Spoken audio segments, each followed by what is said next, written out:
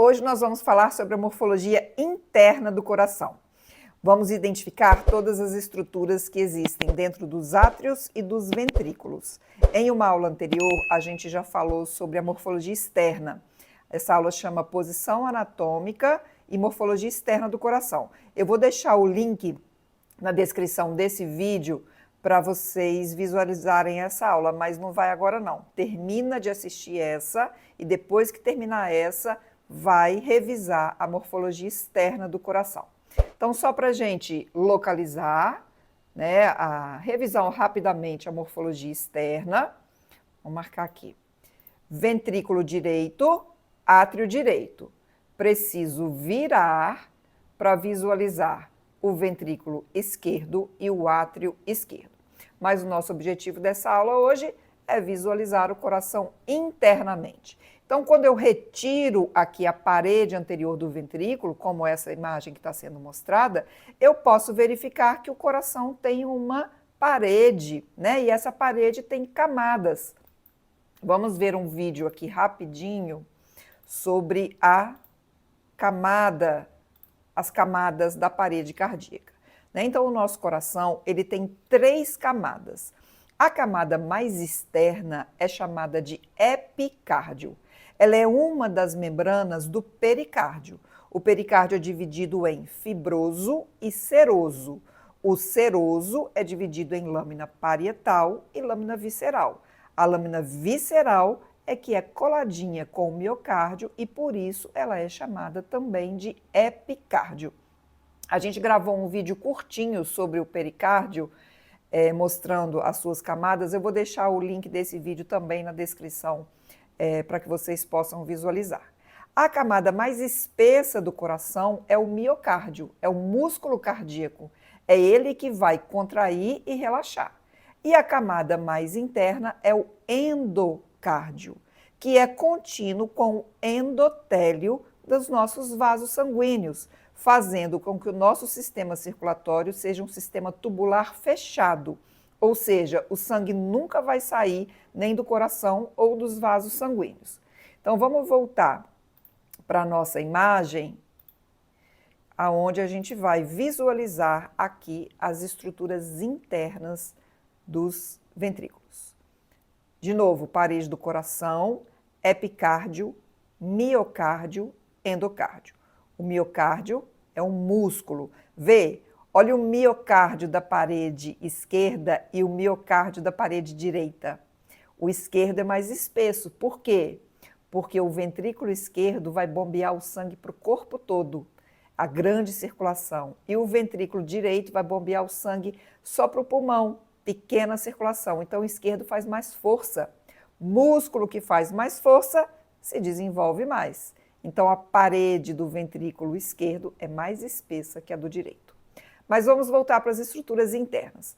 Na região interna dos nossos ventrículos, tanto direito quanto esquerdo, a gente pode observar, olha, parece um emaranhado, né, de fibras musculares revestidas por endocárdio, que nós chamamos de trabéculas cárneas. Então, as trabéculas cárneas, elas existem tanto no ventrículo direito quanto no ventrículo esquerdo. Em alguns locais, essas trabéculas cárneas, elas se projetam dentro dos ventrículos, umas projeções cônicas, chamadas de músculos papilares. Também existem tanto no ventrículo esquerdo quanto no ventrículo direito. Em cada um dos músculos papilares, a gente está vendo se ancorar aqui esses feixes esbranquiçados, que são as cordas tendíneas. Então, as trabéculas cárneas estão na parede dos ventrículos, delas se projetam músculos papilares que vão se prender a cordas tendíneas. Essas cordas tendíneas, por sua vez, estão presas às válvulas cardíacas. Válvulas ou válvulas. Cada válvula é formada por um conjunto de válvulas. Então, aqui no lado direito, 1, 2, 3 válvulas. Ó, vou desmarcar. 1, 2, 3. 3 válvulas. Lá no esquerdo, 1, 2. Então, a válvula atrioventricular esquerda tem 2 válvulas. A válvula atrioventricular direita tem 3 válvulas. Essa válvula, ela está ali para organizar a passagem do sangue do átrio para o ventrículo. Então, veja, entre os 2 ventrículos, eu não tenho possibilidade de comunicação. Por quê? Porque entre os 2 ventrículos tem um septo formado de miocárdio, revestido por endocárdio. Ele está entre os ventrículos e por isso ele é chamado de septo interventricular. Vamos olhar agora a comunicação do átrio com o ventrículo. Veja que eu vou ter que retirar o átrio, porque o átrio nessa imagem não está aberto. Ó, retirei o átrio, estou vendo de cima para baixo. Existe uma comunicação do átrio direito com o ventrículo direito e do átrio esquerdo com o ventrículo esquerdo, que é o forame atrioventricular. No forame atrioventricular está presente a válvula atrioventricular. Como a válvula funciona, como ela se constitui, é assunto para outra aula. Aqui a gente não consegue visualizar a estrutura interna do átrio. Por quê? Quando eu retirei o átrio, ele saiu todo. Então eu não consegui ver a parede do átrio. Por isso a gente vai precisar mudar de imagem. Nessa imagem aqui, a gente já consegue visualizar a estrutura interna do átrio. Veja, no ventrículo a gente tem as mesmas estruturas que a gente já falou. Trabéculas cárneas, músculos papilares, cordas tendíneas, válvulas atrioventriculares, formada por válvulas. Agora vamos ver a estrutura interna dos átrios. Veja que o átrio direito, ele tem a sua parede posterior, ó, mais lisinha. Agora, quando a gente chega na parede anterior, a gente já vê que tem uma estrutura diferente, parecida com as trabéculas cárneas, mas que nós chamamos de músculos pectinados. Ó, vou aproximar bem devagarzinho. Então, aqui na parede do átrio, parede anterior do átrio direito, a gente tem a presença de músculos pectinados.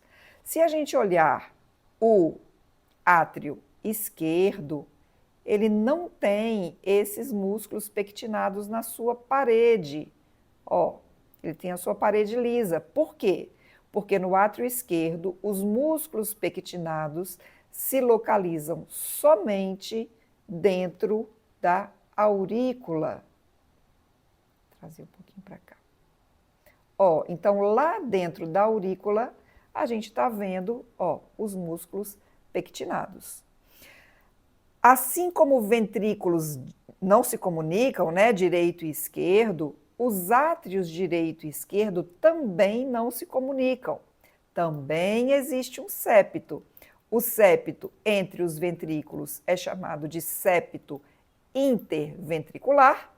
E o septo que separa um átrio do outro é chamado de septo interatrial. Neste septo, a gente consegue visualizar uma estrutura que é chamada de fossa oval, que é essa aqui, que um dia já foi um forame. Quando que foi um forame? Quando a gente era feto. No feto, esta fossa ficava aberta. Era o forame oval, que atendia às necessidades da circulação fetal. Após o nascimento, esse forame começa a se fechar e deixa uma cicatriz no septo interatrial, que é o chamado forame oval, ou fossa oval. É a cicatriz do forame oval, é a fossa oval. Chama atenção também aqui no átrio direito a presença de uma pequena abertura. Deixa eu ver se eu consigo colocar. Ó, é essa aqui. Isso, aqui, ó. O ósteo do seio coronário. O que é o seio coronário? É a principal, é a última via de drenagem venosa do coração.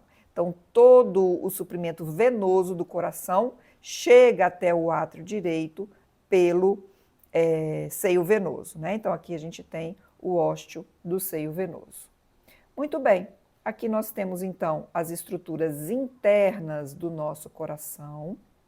Se vocês tiverem alguma dúvida, podem deixar nos comentários. Se não estão inscritos no canal, se inscrevam, ativam o sininho das notificações. Toda semana tem novidade aqui no canal. E eu te vejo no próximo vídeo.